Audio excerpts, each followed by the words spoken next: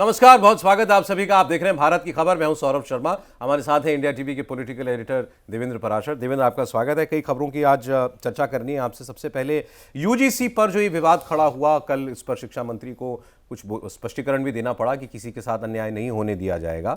उससे आगे क्या ये जवाब जो है संतोषजनक है? क्योंकि अभी भी जगह जगह प्रदर्शन हम देख रहे हैं, सवर्ण वर्ग के छात्र जो हैं वो कर रहे हैं। क्या इस पर अपडेट है देवेंद्र? इसमें दो चीज़ें सौरभ। पहली बात तो ये क्योंकि मामला कोर्ट में है तो कोर्ट के हिसाब से ही पहले वेट करना होगा कि जब ऑलरेडी कोर्ट में मामला चला गया तो वहाँ पे फिर इसको चैलेंज करने के लिए जो लोग कोर्ट में हाँ, इसको चैलेंज करने के जो लोग गए हैं तो वहाँ पे ये होगा। दूसरी चीज़ की उसमें तो जो भी कोर्ट का डिसीजन है स्वाभाविक तौर पर उसके हिसाब से करना होगा, और ऐसी उम्मीद जताई जा रही है कि कोर्ट इसमें संशोधन कराएगा ही कराएगा, क्योंकि प्रथम दृष्टया ही बहुत सारी चीज़ें एकदम से आपत्तिजनक है। दूसरी चीज़ की यूजीसी में मैंने सोर्सेज से टटोला कि ऐसा तो नहीं कि एक गलती से ऐसा हो गया। कई बार ऐसा होता है कि आधिकारिक सिस्टम में कुछ गलती से हो गया हो। जो हमें पता चला उसके हिसाब से ये समझ में आ रहा है कि यूजीसी ने अपने पूरे होशो हवास में इस प्रकार के इक्विटी रेगुलेशन को बनाया है। वो होशो हवास पे आप सवाल खड़े कर सकते हैं, लेकिन वो सोच समझ के उन्होंने बनाया है, जिसको अब देखना होगा कि कोर्ट क्या वाकई सहमत होता है नहीं होता है। तीसरी चीज़ की अगर इसके पॉलिटिकल इम्पैक्ट की अगर बात करें तो जो अंडरस्टैंडिंग सत्ताधारी दल यानी कि बीजेपी को है, उसके हिसाब से बहुत सारे सांसदों से जब मैं बात करूं, आज भी मैं पार्लियामेंट में था, बहुत सारे सांसदों से मैंने पूछा तो ये बता रहे हैं कि ग्राउंड पे अनरेस्ट बहुत ज़्यादा है। और ये वो सांसद हैं जो कि उत्तर प्रदेश, मध्य प्रदेश, बिहार जैसे राज्यों से आते हैं, राजस्थान जैसे राज्यों से आते हैं। वो ये कह रहे हैं कि ग्राउंड पे समझाना मुश्किल हो रहा है, क्योंकि ये बहुत ज़्यादा कुतर्क है इस प्रकार के इक्विटी रेगुलेशन में। रेगुलेशन से समस्या नहीं है, लेकिन अगर इस तरह से वन साइडेड कोई चीज़ अगर आप करा रहे हो तो वो बड़ा आपत्तिजनक है। पार्टी में किसी कोई और सीनियर लेवल पर कभी टटोला आपने इसको? बहुत बड़े लेवल पे भी हम लोग टटोल रहे हैं। उसमें सिर्फ वही बताया जा रहा है जितना मैंने आपको बताया कि क्योंकि मामला अभी कोर्ट में है तो उस पर फिर वेट करना होगा कि वहाँ पे क्या होता है। हाँ, ये ज़रूर बार बार कहा जा रहा है, जो कि शिक्षा मंत्री धर्मेंद्र प्रधान ने ऑन रिकॉर्ड भी कहा, ऑफ रिकॉर्ड भी उस तरह की चीज़ें ही सबसे पूरा सिस्टम बता रहा है कि किसी के साथ अन्याय नहीं होने दिया जाएगा। लेकिन सवाल ये रहेगा कि अन्याय ना हो, इसके लिए रेगुलेशन में क्या व्यवस्था की जा रही है। ये वर्बल लिप सर्विस से तो ये काम नहीं होता है ना, उसके लिए रेगुलेशन में व्यवस्था करनी होगी। क्या वो इतना जस्टिफाइड हो जा रहा है कि लोग उससे संतुष्ट हो जाएं? वो अभी तक तो होता नहीं आ रहा। यूजीसी के इन नियमों से होने वाले पॉलिटिकल नुकसान के प्रति सजग है पार्टी भी और सरकार भी, और इन्फॉर्मेशन है, वो एहसास है बिल्कुल पूरी तरह से कि भाई ये चीज़ हो रहा है। और आपने देखा होगा कि लोकसभा चुनाव में एक कम्युनिटी को लेकर बहुत ज़्यादा समस्या सामने आई है, उसका नुकसान उठाना पड़ा। उत्तर प्रदेश के हिसाब से अगर बात कर लें तो आगे विधानसभा चुनाव होना है, और समझा जा सकता है कि अगर ये इस तरह की चीज़ें बहुत ज़्यादा तूल पकड़ लें तो फिर लोग, एक समय आ जाता है कि बहुत फैक्ट्स में नहीं जाते, फिर उसके बाद नैरेटिव पे जाना शुरू हो जाते हैं। बिल्कुल ठीक बात। और वो ज़्यादा नुकसानदायक होता है, और वो एहसास है पार्टी। ऑपोजिशन पार्टीज ने तो इस मुद्दे को हाथों हाथ ले लिया ना। कांग्रेस ने कहा कि हम नियमों का समर्थन करेंगे। कुछ दलित वर्ग को रिप्रेजेंट करने वाले जो कुछ नेता हैं वो कह रहे हैं कि इसको पीछे रोल बैक किया तो हम आंदोलन करेंगे। और ये समस्या आप समझ सकते हैं कि बीजेपी एक जो कहते हैं नहीं कैच, इस तरह की पोजीशन, वो कितना मुश्किल हो जाएगा कि आप करें क्या। अगर आप संशोधन नहीं करते हैं तो इधर नाराजगी, संशोधन कर देते हैं तो उधर मामला हाथ से ना चला जाए। तो उसमें कोशिश ये की जा रही है कि बहुत सतर्कतापूर्वक जो हो गया, इसमें कोर्स करेक्शन कैसे हो सकता है, कोर्ट के मार्फत हो जाए तो, और कोर्ट के मार्फत हो जाए तो जाहिर तौर पे वो ज़्यादा सूट करेगा उन लोगों को। एक चीज़ और थी कि जो पार्लियामेंट की कमेटी के सामने जब ये गया था सौरभ, तो उसमें आज भी मैंने कमेटी के कई सारे सांसदों से पूछा कि इतनी सारी चीज़ें आप लोगों को आपत्तिजनक कैसे नहीं लगी। उनका यह कहना था कि हमें कमेटी में, मतलब पार्लियामेंट की जो कमेटी थी, जब ये ड्राफ्ट गया था, फाइनल तो नहीं गया था, ड्राफ्ट गया था, तो उसमें सिर्फ 2 लाइन इन्फॉर्म किया गया था कि यूजीसी अलग एक इक्विटी रेगुलेशन बना रहा है। उसके प्रावधान क्या क्या होंगे ये कमेटी में डिस्कस नहीं हुआ था। उस वक्त उनको जानकारी नहीं, बहुत डिटेल में जानकारी नहीं, ऐसा उन लोगों का कहना है। मगर अब ये मतलब मोटी बात ये है कि अगर कोर्ट कह देता है तो इसमें संशोधन करने में सरकार को कोई प्रॉब्लम नहीं है। कोर्ट कहेगा तो उसका तो बाइंडिंग ही रहेगा, उसमें तो कोई दो राय ही नहीं कि खासतौर पर 3 से 4 प्रावधान तो ऐसे हैं जो कि कोर्ट शायद ही सेटिस्फाई हो पाए यूजीसी के तर्क से कि किस आधार पे वो उस तरह की चीज़ें की गई। तो ये यूजीसी का मामला मतलब अब अदालत की दहलीज में जब आ गया है तो अब वहीं से हो सकता है कि अगली बड़ी खबर भी इसमें निकले। इंसिडेंटली बताता चलूँ आपको, शंकराचार्य जो धरने पर बैठे हुए थे, अभी मुक्तेश्वरानंद जी, उन्होंने अपना धरना खत्म कर दिया माघ मेले प्रयागराज में। वो अब काशी चले गए हैं, वहाँ से उठ गए हैं, बड़े नाराज़ होकर के गए हैं। और उन्होंने कहा है कि ये तो वक्त बताएगा कि किसकी हार हुई और किसकी जीत हुई, क्योंकि जो कुछ वर्ग है जो जिनको लग रहा था कि इनके साथ जो व्यवहार हुआ वो ठीक हुआ, नोटिस जो मिले वो ठीक मिले, तो उनको ऐसा लगता है कि शंकराचार्य जी को हार मानकर उठना पड़ा। तो उन्होंने भी यूजीसी की नियमावलियों के खिलाफ बात की है। उन्होंने कहा है कि नियम भेदभावपूर्ण है, ये बदले जाने चाहिए।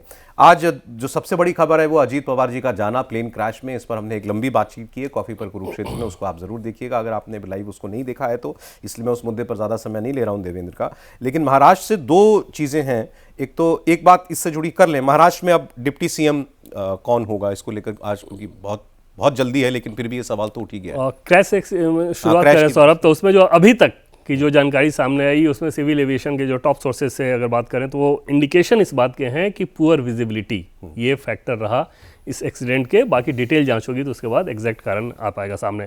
दूसरी चीज़ की जो व्यवस्था की अगर आप बात करें तो सरकार के हिसाब से कि डिप्टी सीएम कौन, निश्चित तौर पे ये तय करना होगा एनसीपी अजीत पवार फैक्शन को ही कि डिप्टी सीएम कौन। संभावना इस बात की जताई जा रही है कि या तो उनकी पत्नी सुनेत्रा पवार या फिर बेटे पार्थ पवार जो कि 2019 का लोकसभा चुनाव लड़े थे, चुनाव हार गए थे, इन दोनों में से ही कोई परिवार, लेकिन एनसीपी का डिप्टी सीएम कायम रहेगा और डिप्टी सीएम कायम रहेगा। उसके पीछे जो वजह होगी, जो नाम तय किया जाएगा, उस नाम तय करने में प्रफुल्ल पटेल, सुनील तटकरे, इस तरह के नेताओं का ज़्यादा रोल रहेगा। प्रफुल्ल पटेल का बहुत ज़्यादा रोल रहेगा क्योंकि अब एक तरह से डिसीजन मेकिंग में वो ड्राइविंग सीट पे रहेंगे और बेहद करीबी रहे हैं अजीत पवार जी के। और दिल्ली में बीजेपी के टॉप लीडरशिप के साथ उनका इक्वेशन बहुत अच्छा है, गठबंधन है, तो उस लिहाज से फैसला भी वैसा ही होगा। तो एनसीपी तय करेगी कि अब किसको उप मुख्यमंत्री की कमान देनी है।